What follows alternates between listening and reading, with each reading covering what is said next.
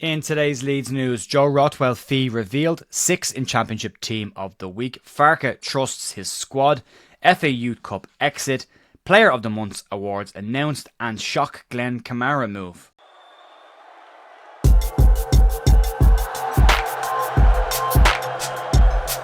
Morning folks, Jer here on Wednesday morning the 5th of February with your Leeds United news. Hope you're having a good week so far. We did the match day preview last night. You can check that out if you wanted. Just myself going through the statistics and what you need to know coming into the game tonight. You can check that out at the link at the end of the video. And a massive thank you to everyone who supported this channel. We passed 7 million views yesterday, which is just madness for me. So I really appreciate everyone who has taken time to watch any of the content on this channel over the past 2.5, nearly 3 years now. So thank you for that. Let's crack on and get into the news.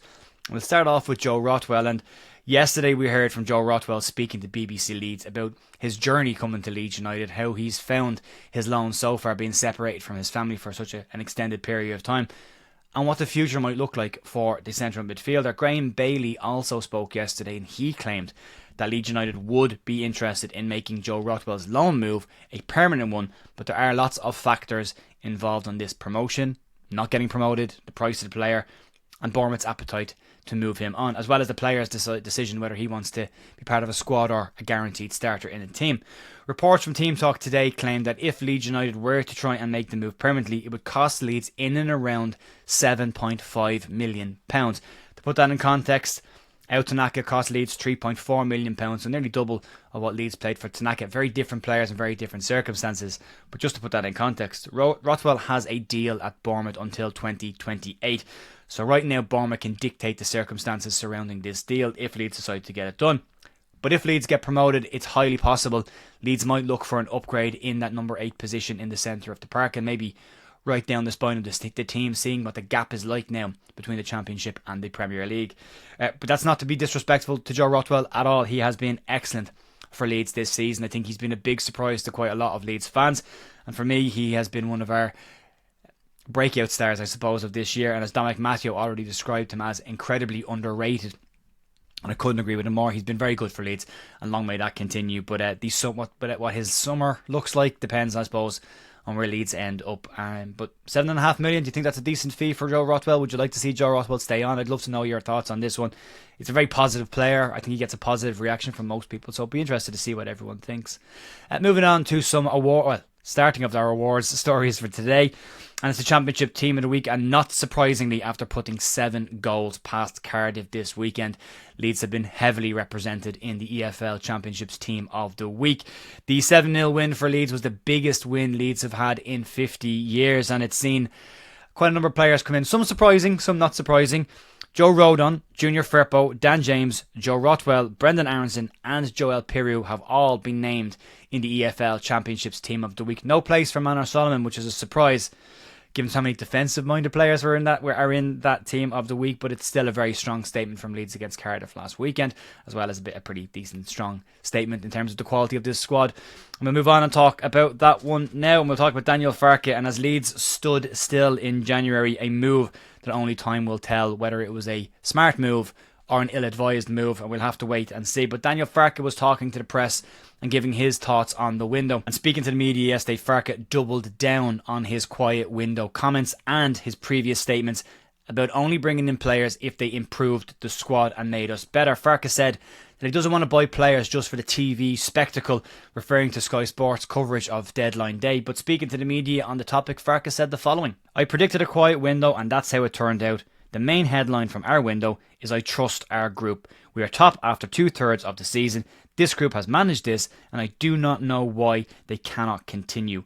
Once you're top, it has 2 effects for the window. Your players attract other clubs, and it's difficult to improve your own squad.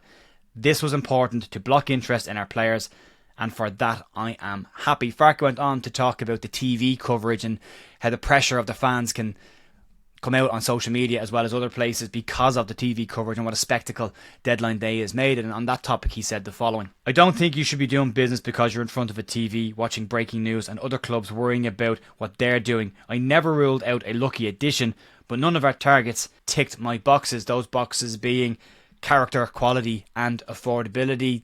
He wanted all of those. He didn't get them in Emi Buendia was the one player he wanted, and he only lasted 26 minutes in his debut for Leverkusen. So if he's happy with a squad, he's happy with a squad. You wonder if he is or if he isn't. But there has been some reports of frustration behind the scenes with Daniel Farke, as reported by Baron Cross before. Leeds ownership did go to Daniel Farke after the Hull City game to offer him the chance of signing a new goalkeeper, as they had concerns about the Leeds goalkeeping situation. And Daniel Farke said no to that, and he was going to keep De La Millier at least for the remainder of this season and back his goalkeeper. Farke insists that he is the manager and not the head coach, and as part of his contract, he has the final say on all transfer dealings, whether they come in or come out. So we'll have to see again in the summer what this looks like and what kind of frustrations. I think we all thought there was a little bit of frustration in the summer and possibly a little niggle at the start of this window as well.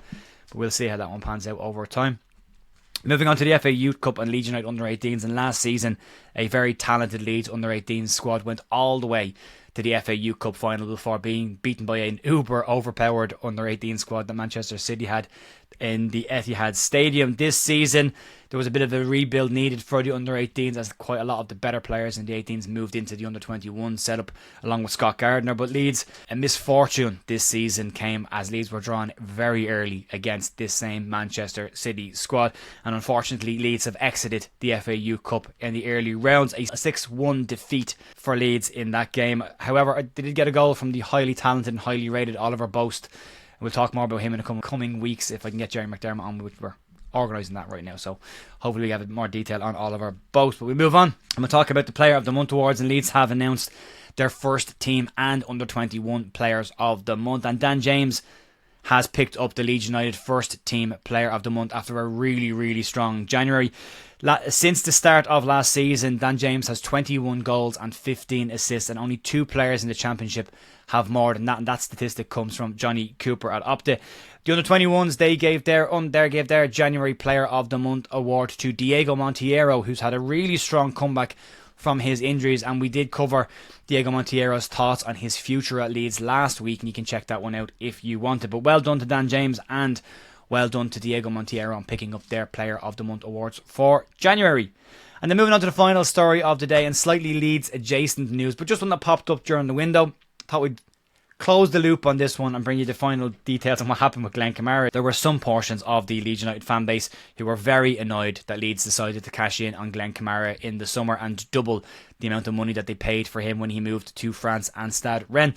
It didn't work out particularly well in France for Kamara. Limited appearances followed then by his manager telling him to find another club, as he wouldn't be part of their squad for the second half of the season. A Championship return was heavily speculated for Kamara, with Sunderland and Middlesbrough both being mentioned as interested parties in the central defensive midfielder. But in a shock deadline day move, Glenn Kamara was unveiled as the latest signing for Saudi Arabian side Al Shabab. And 2 points for anyone who can name the other player, the other talented midfielder who happens to be in that picture there as well. It's a big fall in terms of footballing level for Glenn Kamara, moving from playing for Leeds regularly last season and playing in Europe for Rangers a couple of years before that. But I'm sure it was a pretty big increase in salary and finances for Kamara. So he might not be happy with one side of it, but I'm sure he'll be quite happy with the other side of it at this point in his career. But yeah, Glenn Kamara is now playing in Saudi Arabia. So maybe Leeds knew something about the player when they decided to move him on in the summer. I'm just speculating, but you never know. But that'll be it for me today, folks. Massive thank you, as always, for supporting the channel. 7 million views is just unbelievable, and I really appreciate everyone who's bought t-shirts, bought jumpers, watched content, joined me on live streams, any of that kind of stuff. I really, really do appreciate it. And thanks to all the contributors that have gotten involved over the last 2.5 years as well. I couldn't have done it without all of them. So massive thank you to everybody. No podcast tonight. We are over on Big Up tonight for the watch along for Leeds United versus Frank Lampard's Coventry. You can join me there if you want to. And I'll be back tomorrow morning for Leeds News. Have a great rest of your day. Fingers crossed for 3 points tonight. I'll talk to you soon. See ya.